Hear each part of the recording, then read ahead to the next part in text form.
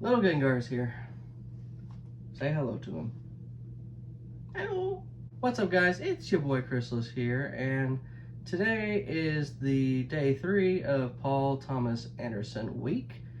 And if you're not in the know, his latest film, One Battle After Another, just came out.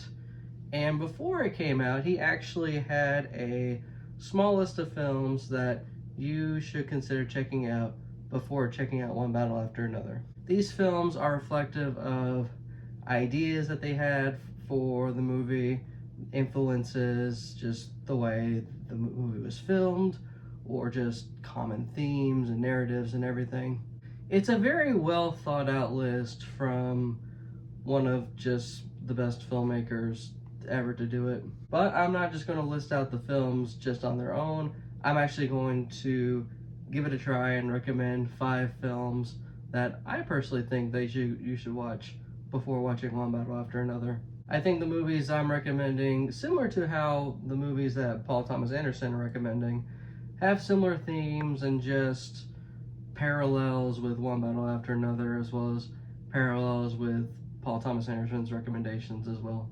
Anyhow, with that out of the way, let's go ahead and get started. The very first film that I'm going to mention that Paul Thomas Anderson recommends is The Searchers. That's right, the John Ford movie starring John Wayne. And to get out of the way, I'm also going to mention my first recommendation being The Brutalist, because both The Searchers and The Brutalist were both filmed in VistaVision. If you're not going to know what VistaVision is, it's a specific type of film that they used in the 50s and I think a little bit of the 60s, long time ago, and then stopped for some reason, despite how good the movies looked with VistaVision.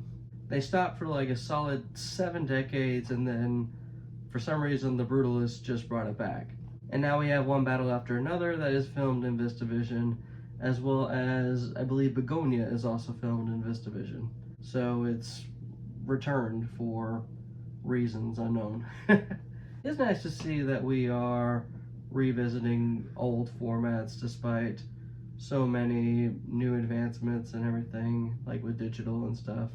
But I think also both films, both The Searchers and The Brutalist, have a lot of themes as it pertains to, say, indigenous people as well as immigrants, that the US just notoriously has had a very negative and at times destructive relationship with. So definitely watch both movies for sure. I know The Brutalist is very long, so you have to definitely just take like a morning or like an afternoon just dedicated to it. So the next movie that Paul Thomas Anderson recommends, or the next that I'm going to mention that Paul Thomas Anderson recommends, is The Battle of Algiers, or just Battle of Algiers. I always put a "the" in there. I'm not sure if it officially has a "the" or not. And the reason I'm recommending it is because, well, Leonardo DiCaprio's character, Bob, is just chilling on the couch, smoking weed, watching the movie. Bob has exquisite taste. But it's not even just that, it's also the fact that whenever you're making a movie that pertains to revolutions, Battle of Algiers is just one of the big ones, if not the biggest one, that you have to adhere to first. Just a lot of really good cinematography, the score is fantastic, and it just does a great job at representing the revolutionaries during the Battle of Algiers and the eventual independence of Algeria. So yeah, definitely check out Battle of Algiers, and you should definitely check out another really good revolutionary film that I'm sure you are very familiar with already. That's right, I'm talking about Star Wars: A New Hope. I had kind of teetered between The Empire Strikes Back and A New Hope, but I think A New Hope, considering the optimistic tone of the ending of One Battle After Another, just feels more appropriate. I don't think people give Star Wars enough credit for the fact that it's a very anti-fascist film. Like, you have this small band of revolutionaries just fighting a huge empirical regime run by, Darth Vader. It may be a little bit of a basic recommendation, but I think there's a lot of parallels between Star Wars and One Battle After Another that are worthy of consideration. Anyway, so the next movie that Paul Thomas Anderson recommends that I'm going to mention is a Sidney Lumet film called Running on Empty. Running on Empty has a lot of the same narrative as One Battle After Another, considering it revolves around two activists that did some shit. They blew up like a plant, I think, or something like that, in the name of like a revolution. And now they are consistently on the run, and their children are just kind of punished for it. Yeah, it's a very, very similar plot to One Battle After Another, but the outcome and just a lot of the tone and everything is just still vastly pretty different.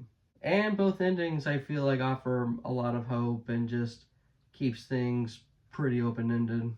One thing I forgot to mention about these recommendations is that all these films actually played on the TCM channel, where Paul Thomas Anderson was actually interviewed by the host of TCM.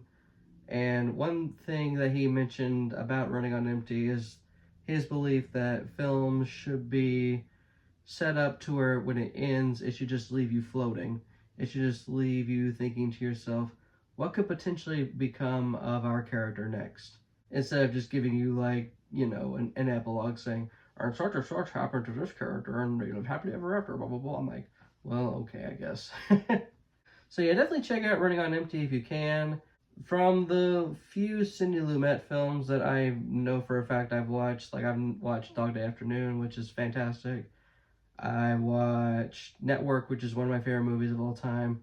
12 Angry Men, also one of my favorite movies of all time. So this is definitely just a wonderful director. And it also has River Phoenix in it, who's a wonderful actor when he was, you know, still with us. So not to be a perfect parallel or perfect segue from Running on Empty, I personally think you should watch a Paul Thomas Anderson movie by the name of Inherent Vice. This actually is a adaptation of a Thomas Pynchon novel, which One Battle After Another also is, loosely. Inherent Vice takes place in the late 70s. It's kind of noirish. I think it's very noirish, actually. It also has a lot of themes in terms of racism, as well as just the FBI and the government just quashing a lot of activism and everything else, or at least from what little may or may not have been mentioned in the film. So yeah, definitely watch Inherent Vice. Even if it's not one of the strongest Paul Thomas Anderson movies, in my opinion, you should definitely still watch it. And also Benicio del Toro's in that movie. I think it's like one of two movies Benicio del Toro's in, along with One Battle After Another, but I could be wrong. Alright, so the next movie that Paul Thomas Anderson recommends is actually The French Connection. The French Connection, if for no other reason, was mentioned because of the greatest car chase sequence in film ever is in The French Connection. And if you've never watched it, you can probably find it on YouTube somewhere. Even for the early 70s, it is just so invigorating and visceral to watch. And because there was a huge and honestly climactic car chase that happens in One Battle After Another, you can definitely tell they used The French Connection as a point of reference, as I think all movies, if they're going to put any kind of big car chase scene in any of their movies, should definitely reference The French Connection. So as kind of an imperfect segue into one of my recommendations as it pertains to the drug trade and everything, I'm actually going to recommend a movie called Traffic. So keep this with a grain of salt because I have not watched Traffic in a very long time, but I'm going to watch it tomorrow, hopefully. Fingers crossed. But when I was watching One Battle After Another, I was thinking about specifically the US's very rocky and just ugly history and unethical just rap sheet when it comes to everything that pertains to the Mexico-US border. How a lot of immigrants ended up being indirectly targeted because of the drug wars and the cartels and everything, and how it just really just ended up with a lot of pre-existing racism in the United States just being, you know, expounded and everything. And that definitely reminded me a lot of Traffic from what I remember of it. On top of that, again, it's also got Benicio del Toro in it in his Academy Award winning performance. He's just phenomenal in that movie from what I remember. Add to that, Steven Soderbergh, just, one of the goats of directing. He definitely just helps paint a picture of like just an ugly scene that has like no clear hero or anything like that. Again, from what I remember. So huge shout out to Traffic. If nothing else, I think Traffic definitely sets the scene for the backdrop for One Battle After Another. And the final Paul Thomas Anderson movie that he mentioned that I'm going to mention because it's the last one out of the 5, and that film is actually Midnight Run, the Martin Brest directed film with Robert De Niro in it. He didn't necessarily give a clear idea of why he recommended Midnight Run, except that it's, to him, the funniest movie ever made. And it's definitely a hilarious, like, traveling buddy comedy that, if you haven't watched it, you definitely should. But he also mentioned the fact that it's a movie that is technically an action flick, but it's also funny.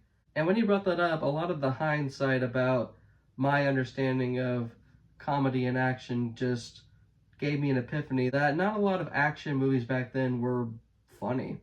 A lot of them were like, James Bond, James Bond maybe had like the witty one-liner or something that was like, that's a good one. But none of them were really like a hybrid of action and comedy. They were just, one thing with elements of the other thing, or, etc. So yeah, if you've never watched Midnight Run, you definitely should. It's great. I'm glad that Paul Thomas Anderson recommended that, as well as, everything else that's on this list. And on the subject of humor, but more so in the satirical realm, is my final recommendation, and that's Dr. Strangelove and How I Learned to Stop Worrying and Love the Bomb. One thing that is of note about One Battle After Another is that there's a lot of scenes in the movie where they border on just outrageousness that you can't help but chuckle at, otherwise you just are sitting there watching this movie just kind of like, what the fuck is this?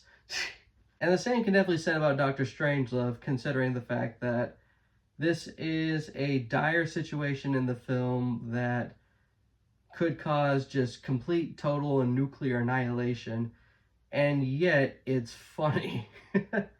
You got a dude riding a nuke all the way down to Russia. You got George C. Scott's character, who's just this super anti-Russia guy that just wants to just get his job done so he can go back and screw his secretary. And you got a president that's just trying to just save face the entire time.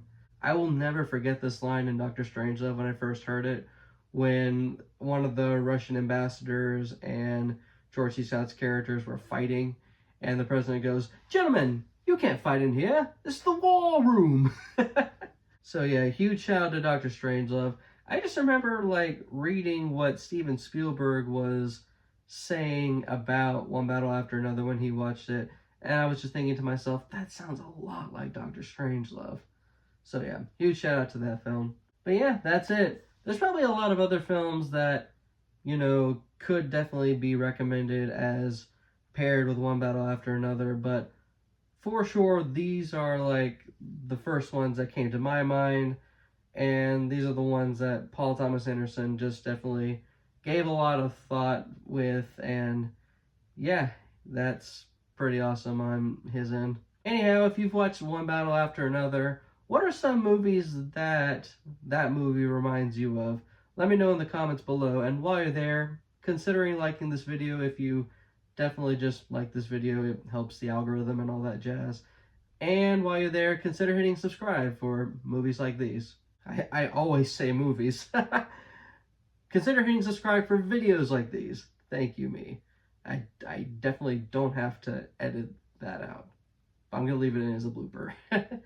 Anyway, yeah, that's about it. Thank you for watching this video, and hopefully I see you in the next one. This is your boy Chrysalis here, signing off.